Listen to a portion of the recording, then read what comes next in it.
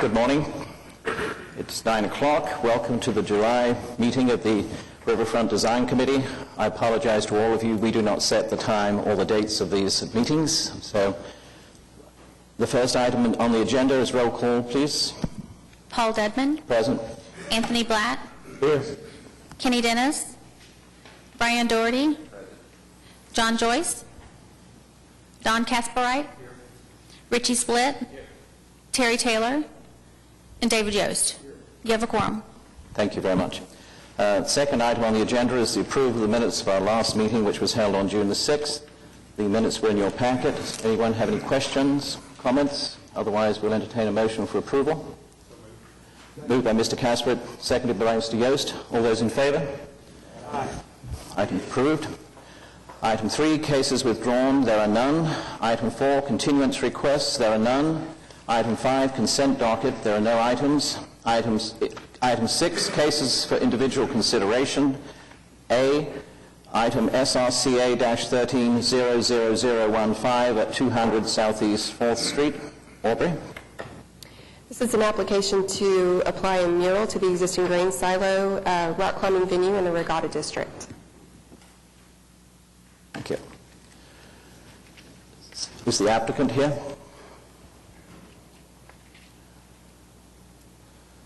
Would you please state your name, please? My name is Rick Sinnott. I'm from Mustang, Oklahoma. Welcome. And, we've started this. It's obvious. I've gone through other, phases of approval, and we have had enormous support in this project. I've got some major corporate sponsors that are helping me make this happen, and we would just like to be able to do this. Okay. Staff?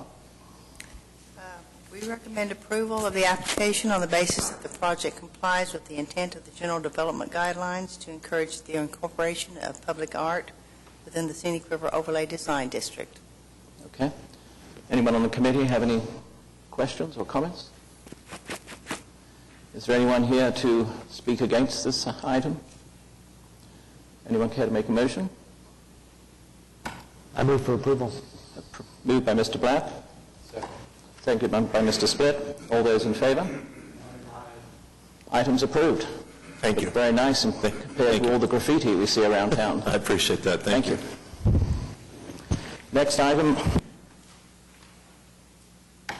Item B is item SRCA-13-0016 at 1536 Southwestern Avenue. Is the applicant here? Or would you want to say anything about it? This is an existing site. It's an industrial site in the Western Gateway District. The applicant is asking to demolish a small building, construct a new metal building addition to an existing building, and a new 10,000 square foot metal-clad warehouse building, and is seeking multiple variances to do the work according. Okay, thank you.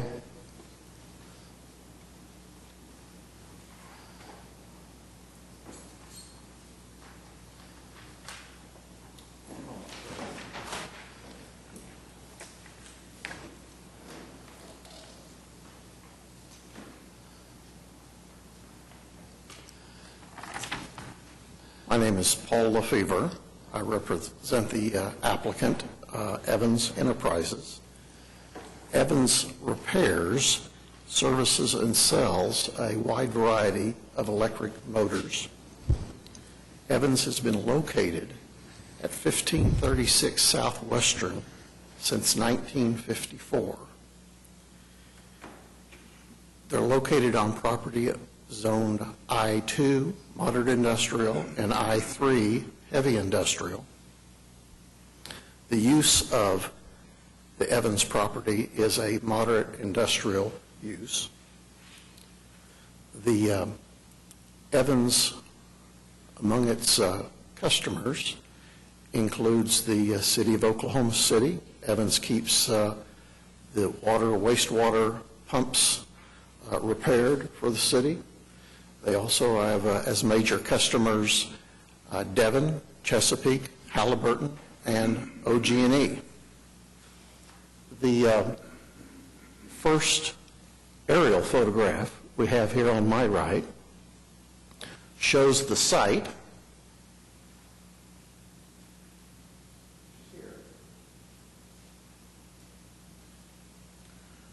relative to Western and the river. Much of the property to the west of Evans has been traditionally zoned I-2. Evans seeks to expand its operations with the addition of a 10,000 square foot warehouse facility and a 16,000 square foot expansion of its electric motor repair facility. We're before you seeking a certificate of approval. This photograph is taken from the north walking path of the river across from the Evans facility. The long, low, dark yellow buildings that you see.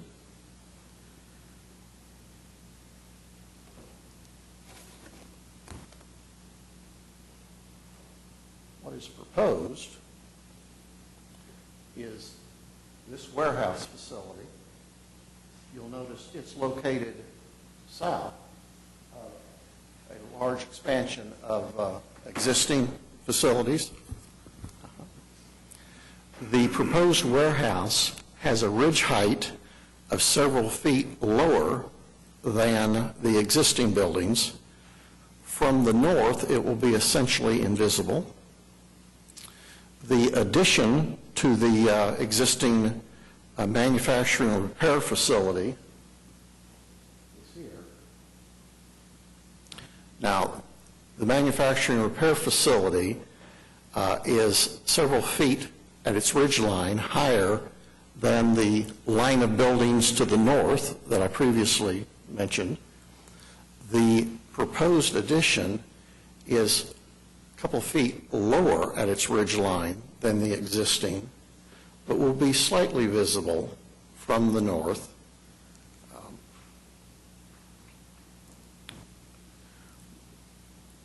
With me here today is the principals of Evans, Cindy and Randy Thrash, also the Chief Executive Officer, David Brantley, and the Chief Financial Officer, David Woodman.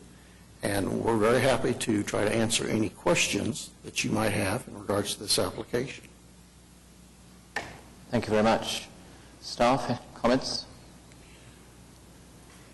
Although we don't typically approve or recommend approvals or for industrial expansion, in these specific circumstances and for this particular site, we recommend approval of the application on the basis that the project complies with the regulation and guidelines of the Scenic River Overlay Design District, with the condition that the applicant receive variances to the expansion of the use, exterior building materials, height, expansion of front yard setback, required number of parking spaces, and the landscaping and screening. Per our suggestion, the applicant has voluntarily offered to add additional landscape screening between the river and this existing site. Okay. Members of the committee, questions? Comments?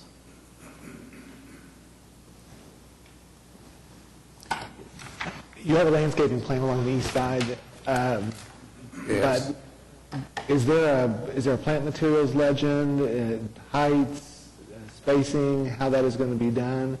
I think you're right. I think that the building is lower than the southern walkway, but the southern walkway is above the river line. So at the river line, you're not impacting. And from the northern side of the river, I agree that you're not impacting. I do not know the impact at the southern walking path. I think the addition of the landscaping could mitigate that greatly. Yes. I was curious if there is a palette that has been established of plant materials, spacing, any other kind of either live or hardscape Yes, sir. visual barriers. What has been proposed is a series of 49 10 to 12 foot junipers but we're certainly open to recommendations and guidance as to this along the east boundary of the property to buffer or screen the east view.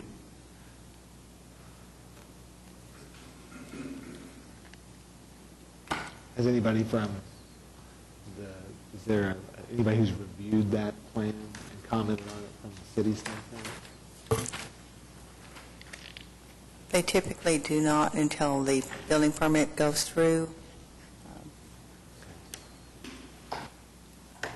Is there anyone here to speak against this application? Mayor Humphreys, good morning. Kirk Humphreys, 333 Northeast 4th. We're the managing partner of Humphreys Partners 2006. We own the downtown Air Park site immediately across the street from this. This site, the argument seems to be, it's industrial, it's been here a long time, everything around it's been industrial, keep going. That's why the city does overlays. 11 years ago, the city hired Studio Architecture to do a design plan for the river and adopted it a couple of years later. This committee was formed several years after that. And the plan adopted by the City Council says the intent of the Western Gateway District is to establish the downtown Air Park site, the land we own, and adjacent parcels as a vibrant, mixed-use neighborhood that incorporates a variety of housing types and supporting uses as opportunities for a transition in use arise. In other words, we're going to let people like Evans, who've been here a long time, keep doing what they're doing, how they've done it, where they've done it. The ordinance would say we're not going to let them change it or expand it. If they want to expand, they need to go someplace where people do those sorts of things. But if you take the argument that they've made and say, well, you know what? There's no housing around here. There will never be housing around here. The councilor mentioned, continually referenced views from the north. Well, the plan that you all are sworn to uphold wants to create a vibrant neighborhood to the west and to the south. And basically, I wouldn't buy a home next to a building with metal siding, and neither would you. And quite frankly, neither will the people I hope to sell an apartment, rent an apartment to, or sell a home to. If we allow this type of use to expand, this area will never change. Change takes time, and that's why cities do overlay districts. Bricktown, Spaghetti Warehouse moved in 1989. Bricktown's 24 years old. I would tell you it's an adolescent. It is not mature. We're still seeing apartments being built and hotels being built and major changes taking place in Bricktown. At the ground level, the levels above the street are still a long ways from maturing. Core to Shore was adopted in 2006. There's not a single building that's been started in Core to Shore. If the city is to take, if panels like you are to take this argument, Core to Shore will never change in its nature. We bought the downtown Air Park land in 2006 based upon the city's stated desire to change the nature of the land use and the protections. The plan had already been presented to City Council several years before that. The protections that would be in place that uses, industrial uses such as this would not be allowed to expand. And that over time, as the nature of the area changes, they'd go somewhere else and their land would be put to another use. It takes time. Well, if Bricktown's an adolescent, Core to Shore and the Western Gateway are still prenatal. And they need a lot of care, and you're the ones that are charged to do that. You're the ones that are charged to protect these young areas so that they can take birth, so that they can change. So my plea to you would be, if the Evans Company wants to stay there, they have every right to do it by your ordinance. Please don't expand it. We are working diligently to break ground on downtown Air Park with housing within the next 12 months. But I'll tell you, I don't know if we can if you allow this. They've already had 11 years' notice from the city. And if they are allowed to do this, they're going to increase their investment, and they'll have a permanent right to stay there on a larger scale. One more thing. We came through a few months ago and asked for a temporary permit to have outdoor concerts at Downtown Air Park. Our lease with the concert operator expires at the end of November so that we can move forward with development. We asked for a temporary use. They're asking for a permanent use, vastly different in nature. So I plead with you, please, if you ever want people like me to invest along the river, please do not allow this type of use to proliferate. Thank you. I'd be happy to take any questions. Any questions of Mr. Humphreys? Thank you, sir. Thank you. Does the applicant have any further comments? Yes, thank you. I would submit that the Scenic River ordinance, when it was approved years ago, did not contemplate driving existing businesses out of the area. There are extensive industrial facilities along the south bank of the river, and north of the river along western, both the east and west sides are all industrial. This is recognized as being a mixed-use area.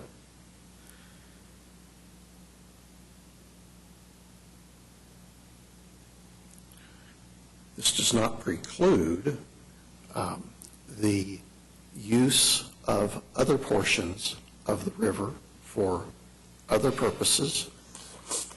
The ordinance provides for a mechanism for owners such as Evans to come to this body and other bodies to seek approval of specific changes to their property. I would submit that these proposed changes help dramatically in keeping Evans a continued important business and employer in Oklahoma City, and improves their viability so they can continue to maintain their property and keep it productive. They very much like the location they're in. It's true that at some point this land may become so valuable that they choose to sell it because its highest and best use has changed. That is a long ways away from where we all are today, and I think the request is very reasonable with little to no impact on the surrounding area. Thank you. Thank you very much. Any further questions from anyone on the committee? Mr. Chairman, can I respond to one thing you said? Yes, sir. I believe the counselor mischaracterized my statement to say that this would drive Evans out of their site. The ordinance allows current users to stay doing what they're doing, how they're doing it, and the facilities they're doing it in forever. It's when they expand it that they have to comply with the ordinance. So they can stay doing what they're doing, and the city will not drive them away, and neither will I. I have no power to. So we're not trying to drive them out. We are saying if they want to expand what they're doing, they have to comply with the ordinance or go seek another site where it's appropriate. Thank you. Okay. Mr. Yost? Well, being a free market capitalist, it'd be my normal inclination to support any kind of a expansion of a business that's operating legitimately, but you know, we took an oath, actually. I think we actually signed an oath that we would support the ordinance that created this overlay district and its goals. And to me, a major expansion of a non-conforming industrial use is in conflict with that goal.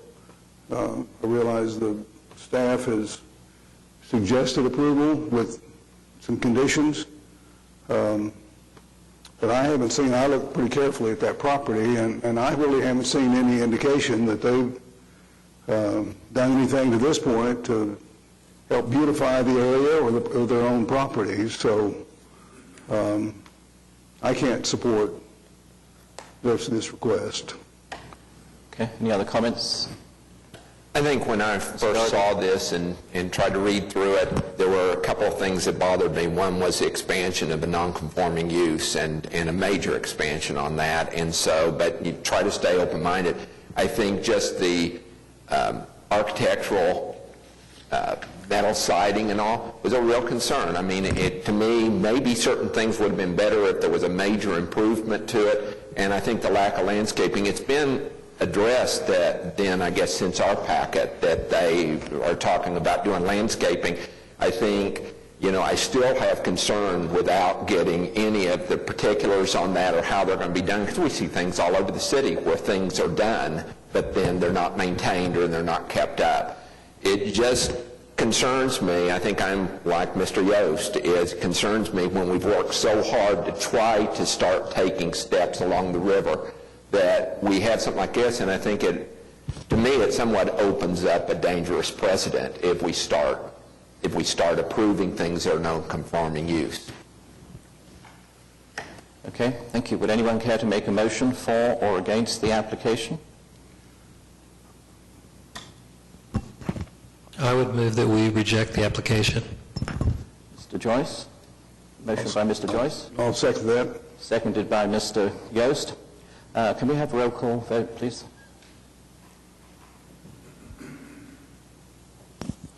Paul Dudman, No. Anthony Black, This is against the application. Against We're the voting. For the motion. Yes, I'm voting for the motion. Excuse me. Yes, for the motion. Pardon me. Anthony Black, John Joyce, Yes. Don Kasperite, Yes. Richie Splitt, Yes. David Yost. Yes. Motion stands. Thank you. I'm sorry, Brian Doherty. Okay. The application has been denied. Thank you.